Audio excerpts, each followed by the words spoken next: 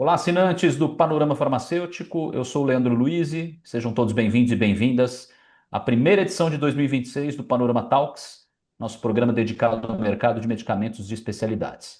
E antes de iniciarmos essa nova conversa, quero desejar a todos um ano repleto de saúde, paz, prosperidade e boas notícias para todos nós. E para falar de boas notícias, a gente começa o ano dividindo, partilhando com vocês conhecimentos sobre a importância do marketing para esse mercado de medicamentos de especialidades e como a jornada do paciente pode ser aprimorada por meio desses processos. Estou aqui com a Bruna Balgarten, CEO da E-Saúde. Bruna, obrigado pela presença. Feliz 2026 para todos nós aí. Obrigada, Leandro. Bom dia, ou boa tarde, boa noite para todos os ouvintes aí do Panorama Talks. É um prazer estar aqui iniciando o 2026 com vocês. E, bom, trabalho aí no segmento de marketing há 15 anos, no segmento de saúde. É um prazer poder compartilhar aqui meu conhecimento com vocês. Legal, Bruna. Acho que, como primeira contextualização para os nossos espectadores, queria que você falasse um pouquinho sobre o escopo de atuação da e-saúde e como funciona a interação dela com as duas pontas, né, digamos assim, a ponta final do paciente e as pontas iniciais que envolvem indústria, clínicas, e laboratórios. Conta pra gente um pouquinho. Então, a e-saúde, como eu falei, a gente iniciou a e-saúde há 15 anos atrás. Nós somos uma agência de marketing focada exclusivamente no segmento de saúde. E a nossa missão é ajudar pessoas a cuidarem melhor da própria saúde, né, por meio de estratégias inteligentes, éticas e, claro, a gente está falando da comunicação, né? Somos uma agência de marketing. Então, levar informação qualificada para o paciente hoje é o nosso maior propósito, né? E normalmente quem fornece as informações, né, são todos os cientistas, né, toda a indústria que está por trás dessa informação. Então, esse é o nosso maior propósito aí, né, levar informação qualificada para o paciente, né, e para o mercado de uma maneira abrangente. Muito bom. E quando falamos especificamente em medicamentos de especialidades, é uma área muito sensível, sujeita a restrições, inclusive legais, né, e na divulgação, é uma cadeia muito mais complexa e o trabalho de incentivar a adesão, né, e o acesso do paciente acaba sendo muito mais hercúleo, né, muito mais desafiador. É, Fazendo uma análise geral aí, Bruna, com base na tua experiência na gestão de marketing, onde você enxerga os principais gargalos desse ecossistema e como a comunicação e a jornada do paciente poderiam ser aprimoradas mais rapidamente, né? Eu acho que é um assunto bastante complexo, né? Quando a gente fala do mercado de especialidades, a gente está falando de um conteúdo de ponta, né? Um conteúdo inovador, né? Um conteúdo que está recém sendo colocado aí como uma possibilidade, né? Para o paciente, né? E para o mercado de forma geral. Então, eu acho que existem alguns gargalos, principalmente relacionados à integração e comunicação, né? Então, a gente está falando de vários atores, né? A gente está falando de indústria, a gente está falando de operadoras, a gente está falando de hospitais, de clínicas, cada um com seus sistemas, né? Com seus prazos, com seus processos. E quando a informação ela não chega para a pessoa certa, no tempo certo, né? O tratamento vai atrasar, a gente vai ter retrabalho. E o paciente vai sentir isso diretamente, né? Então, a complexidade, ela não está só no medicamento, por exemplo, né? Mas em tudo, como tudo vai se conectar, né? A informação chegar na pessoa certa, no tempo certo, né? Se conectando com todos esses agentes, né? Todos esses atores.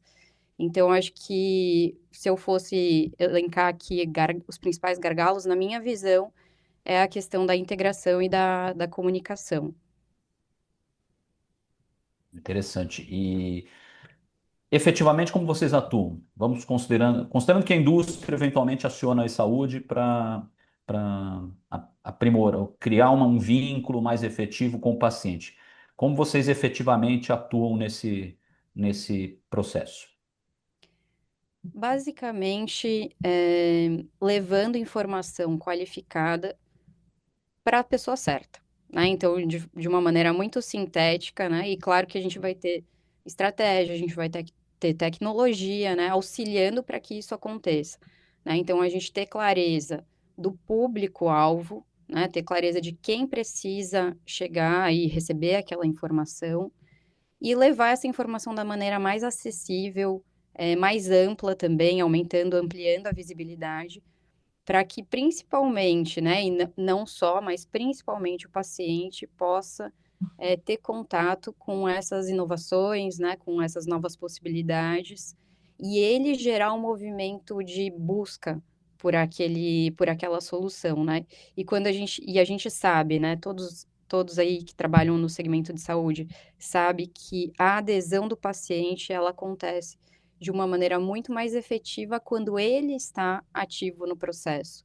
Então, hoje a gente vê um processo já há décadas, né? Não é de agora, mas um processo em que existe uma inversão de papéis. Então, quando o médico, o paciente ia lá, sentava na frente do médico e o médico falava o que ele precisava, era um cenário e já há alguns anos, né?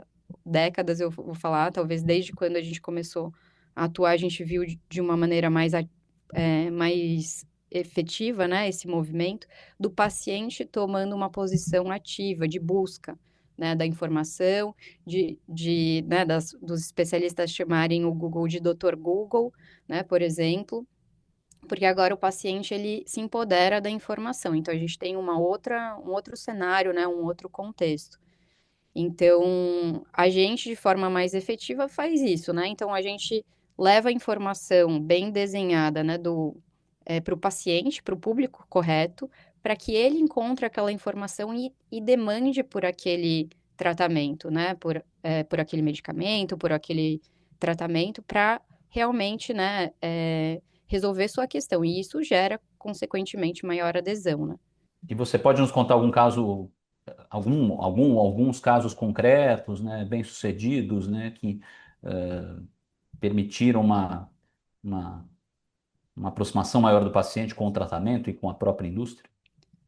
Eu não vou citar casos Tá. específicos, mas de uma maneira mais ampla, teve até um caso muito próximo, né? Hoje a gente talvez vá falar um pouquinho mais profundamente disso. A gente tem a revolução da inteligência artificial e aconteceu um caso, na verdade, nem foi um projeto que a gente estava trabalhando, mas um caso próximo que eu acho que contextualiza muito o momento atual que a gente vive, né? Então, uma pessoa próxima, né, foi diagnosticada com câncer de próstata, né, já com metástase, e foi atrás da informação, né, e caçando informação, tratamento de lá, tratamento de cá, possibilidades, utilizando, né, a IA generativa, né, ferramentas aí de IA, encontrou um medicamento que ainda não é homologado, né, ainda está em fase de testes, na verdade, aqui no Brasil, que casava exatamente com os dados dessa pessoa, né, desse homem, que ele já tinha imputado, inclusive, ali na ferramenta de IA, e jogou todas as informações dele, a IA recomendou o determinado medicamento, recomendou, inclusive, né, a gente está aqui em Florianópolis, em Florianópolis, qual a entidade, né, qual a empresa, a clínica que tinha o profissional, né, e que fazia uso daquele medicamento para o caso dele. Claro, isso depois de muita pesquisa, de outras opções também que foram encontradas, e que de fato, né, encontrou o médico correto, né, a clínica correta, o medicamento correto, e está em tratamento, né, e está resolvendo a sua questão aí, e realmente era o caso perfeito para aquele medicamento, porque a gente sabe também que esse segmento ele é muito específico, né, então cada medicamento ele atua de uma maneira cada vez mais específica, então acho que isso ilustra bastante o cenário atual, né, a postura de um paciente, né, buscando pela solução, aí auxiliando nesse processo, auxiliando que ele encontre o medicamento certo, o profissional certo, a clínica correta, o plano, a operadora, né, que vai também, talvez, né, resolver essa questão em termos financeiros ou não, né, também tem essa questão. E acho que isso ilustra muito 2026, né, inclusive, né, o que está acontecendo com a informação e esse mercado, inclusive, né. É isso. Ia chegar nesse tópico falando sobre o uso inteligente de dados, e obviamente a IA se insere nesse contexto, e a gente lida com um ativo muito sensível que é a saúde, né? Como é que é possível equalizar, né? O acesso ele parece cada vez mais amplo, né? Mas a desinformação torna-se um risco mais claro nesse momento. Como é que você entende que a tecnologia e o uso inteligente de dados podem contribuir para garantir uma gestão mais efetiva da jornada do paciente? Então, Leandro, a gente desde o início, né, desde 15 anos atrás, a gente trabalha muito focado com aumento, amplitude, a visibilidade do conteúdo, utilizando de ferramentas como os motores de busca, né? Basicamente Google, principalmente, né? Então, quando a gente vai construir uma estratégia de comunicação, uma estratégia de marketing digital ali focada na saúde, a gente olha muito para isso, né? Então, a gente tem outros canais, né? A gente tem as mídias sociais, né? A gente tem outras formas de encontrabilidade, mas pela nossa experiência, né, o SEO, né, que é o Search Engine Optimization, né, otimização para motores de busca, é um dos pontos centrais de uma estratégia de comunicação. E hoje, né, isso está se transformando, né? Hoje o pessoal fala, tem várias siglas, né, novas aí que estão tratando. E hoje estão falando do GEO, né, Generative Engine Optimization, né? Ou seja, a otimização para as respostas da IA generativa também no Google, né, em ChatGPT, né, que hoje é o nosso principal, hoje, não sei se você sabe, mas 50% da população brasileira já utiliza o ChatGPT, né? Eu quando vi essa estatística, eu fiquei chocada ali. A gente acha que a gente está, né, avançado, mas se a gente pensa, né, 50% da população brasileira já utiliza, a gente vê que já está bem disseminado, né? Já não é mais os primeiros casos. Então, acho que olhar para como a comunicação vai chegar, principalmente nesses canais, né, ali, principalmente da IA, que tá se difundindo com muita velocidade, né, como um uso comum da população, como essa informação vai ser lida por essas ferramentas, acho que esse é um ponto central que precisa ser olhado, precisa ser trabalhado, né? Essa é uma estratégia tecnológica que não pode, e do marketing que não pode ser deixado de lado, para que justamente essa informação chegue, né, ao público desejado, né? Então, acho que essa questão da IA precisa estar no radar aí, número um ali, inclusive. Entendi, Bruna. A gente com frequência conversa aqui sobre os desafios nesse mercado em particular, e um dos pontos mais questiono, mais levantados, né, diz respeito à sustentabilidade financeira, né? Custos, né? Ainda mais porque a indústria vem despendendo investimentos cada vez mais vultosos em pesquisa, em medicamentos, na produção, inovação. Quando chega na estratégia de levar esse, esse medicamento para o paciente, começa a haver fricções, né? E aí isso pode de alguma forma comprometer a qualidade de cuidado. Mas imagino eu que pela tua vivência você observe uma mentalidade diferente, né? Cada vez mais voltada para a experiência do paciente para garantir de fato essa adesão.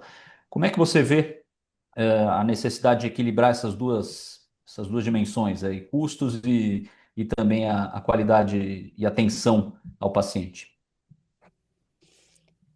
É um tema muito complexo, né? Quando a gente fala da melhor solução para o paciente, ou da solução com melhor resultado, né? Muitas vezes a gente está falando do que existe de ponta, né, em tecnologia. de saúde, e a gente sabe que isso tem um custo, né? Isso precisa ser equilibrado com o investimento, né, que é realizado.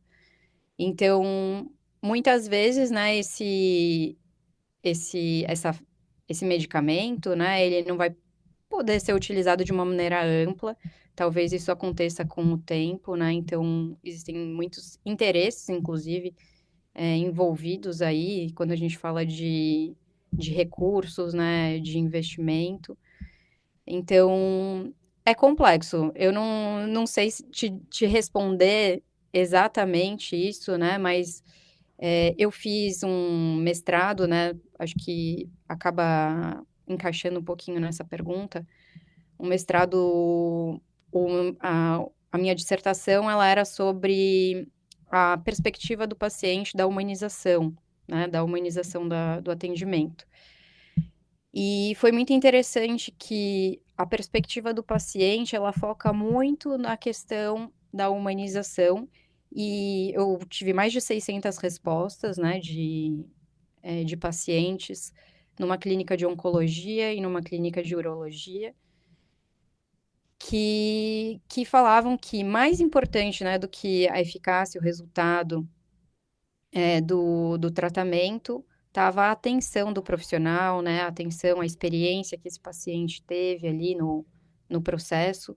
Então, mais importante do que o resultado, né? Então, ou seja, o aspecto humanizante, muitas vezes o paciente, por uma questão de investimento, né, e possibilidades financeiras, ele não vai ter acesso ao que existe de ponta, mas ele pode ter acesso a uma tecnologia que não tem custo, que é gratuita, né, que é a tecnologia humana, né? Então, o aspecto humanizante aí, muitas vezes, pode auxiliar nesse processo, né? Inclusive existem muitas pesquisas também que demonstram isso, gerar resultados é, muito superiores, né, também ao aspecto né, adesão ao tratamento e, inclusive, o resultado do tratamento a partir dessa humanização, né? Não sei se eu te respondi também, Leandro, essa questão. Ajuda, né? Não, com certeza, ajudou muito e acho que reflete o momento, né? E você falou muito de 2026, acho que para a gente fazer uma conclusão agora, eu sei que projetar 5 anos é sempre muito difícil, né? A gente que dirá projetar, mas já que você falou 2026, né? O que que você entende que, assim, como, como esse mercado pode ganhar fôlego e melhorar essas fricções? E o que que você definia, né? O que pensar em 2026? É a gestão dos dados, a humanização do atendimento? Como, né, o que que você espera que 2026 seja, ah, como, como você vê 2026 como um divisor de águas, efetivamente, nesse mercado? Olha, acho que dois pontos que eu acabei tratando já aqui são essenciais. Um é o olhar para a humanização sempre, né? Você até trouxe aí na conversa também esse aspecto. Olhar para a humanização sempre, porque ela não tem custo e as pessoas estão cada vez mais carentes, né, desse aspecto humanizante. Então, olhar, quando a gente trabalha estratégias de conteúdo, né, estratégias de marketing, trazer muitos conteúdos humanizantes também, né? Então, olhar para a jornada do paciente, trazer conteúdos que vão agregar nessa jornada do paciente, sempre o paciente como esse elemento central, trazer conteúdos em vídeo, né, que geram também essa proximidade, esse elemento humano. Então, acho que isso é fundamental. E, claro, né, o que está basicamente clichê, inclusive, que a gente poderia dizer, que é a parte da IA. Olhar para a IA e olhar para a IA num aspecto que eu comentei antes, né? Então, ampliar o acesso à informação do paciente através das respostas da IA generativa, né? Então, como que se faz isso, né? Então, a gente tem estratégias de SEO aplicadas para IA, né? Então, conteúdo ético, né? Conteúdo baseado em evidências, conteúdo com profissionais do segmento assinando conteúdo, tá? Então, a gente tem várias estratégias, mas então, se a gente fosse olhar aí para 2026, eu focaria muito na invisibilidade na IA e humanização, que daí não é para 2026, é para todos décadas e para frente aí do que a gente tem de saúde. Sempre foi e sempre vai ser, né? Então, acho que essa que seria a minha visão aí para 2026. Na prática, a missão é empoderar, né? Tornar esse paciente o mais bem informado possível para que Sim, realmente o acesso e a adesão se tornem mais efetivos e amplos, né? Acho que esse é um bom caminho. E isso, fica a lição para a indústria, né? Vamos trabalhar com inovação, com pesquisa, mas esse olhar atento à humanização é necessário, né? com Principalmente no momento em certeza. que os dados estão aí soltos por aí, né? Precisa, né, ter uma gestão mais efetiva. Legal, Eu Bruna. acho que, até pegando esse gancho aí, Leandro, acho que é empoderar e acolher, né? Eu acho que Acolher, né? é essas duas coisas que o paciente precisa quando ele precisa se sentir confiante da informação, ele precisa compreender, né? Ele precisa saber o que está acontecendo e, ao mesmo tempo, ele precisa de acolhimento, né? Que é o elemento que a humanização vai trazer. Então, quando a gente junta essas duas coisas, a gente tem, né, a melhor adesão, né? O melhor resultado, inclusive, né? Exato. É entender a jornada como uma experiência mesmo, né? Um trabalho de comunicação constante, né? Com esse público, né? Bacana, Bruna. Exatamente. Então, torcer para que 2026, né, estimule uma mudança de mindset, que a gente consiga trabalhar e quebrar cada vez mais essas lacunas que a gente sabe que existem no mercado, ainda mais num país com dimensões continentais como os nossos, né? Como o nosso. Mas legal, acho que temos um bom caminho, algumas lições de casa aí pela frente. Bruna, obrigado mais uma vez pela participação, né? As portas seguem abertas e, mais uma vez, desejo a você um 2026 repleto aí de boas notícias. Obrigada, Leandro. Obrigada a todos os ouvintes aí e um excelente, muito saudável 2026 para todos. Legal, Bruna. Obrigado. Começou a temporada 2026 do Panorama Talks, nosso programa dedicado ao mercado de medicamentos de especialidades. Ano novo, mas aquela velha dica segue firme. Inscreva-se no canal, ative as notificações e não deixe de acompanhar os conteúdos do Panorama Talks também nas redes sociais, grupos de mensagem e no panoramafarmacêutico.com.br. Um abraço, feliz 2026 a todos.